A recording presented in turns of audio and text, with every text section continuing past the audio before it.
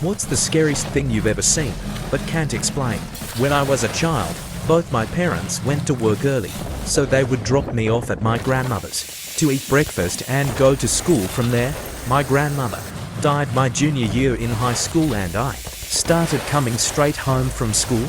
During this time, my mother started complaining that when she get home from work, the receiver of the phone, an 80s style corded push button phone, next to her bed was left off the base.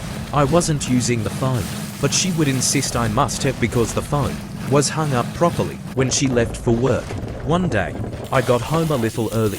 Now, I need to pause and tell you about the layout of our apartment. From the front door, I looked directly into the living room, dining room, the door to the kitchen, and the short halfway that led to my parents' bedroom and my bedroom. There was no other door. The windows were old-fashioned narrow casement windows with screens, and we were on the third floor.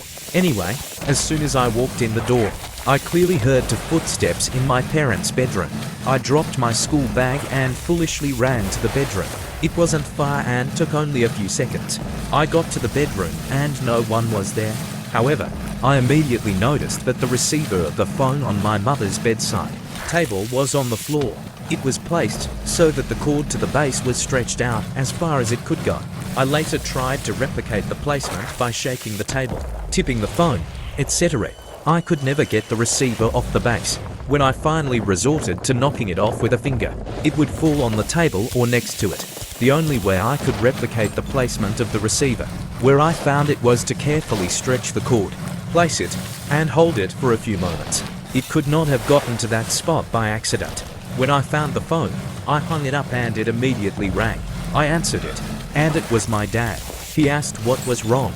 I asked him why he asked. He said he had called apparently just before I got home, and someone he thought it was me answered the phone but never said anything. He finally hung up and had been trying to call back, and only got through after I hung up the phone.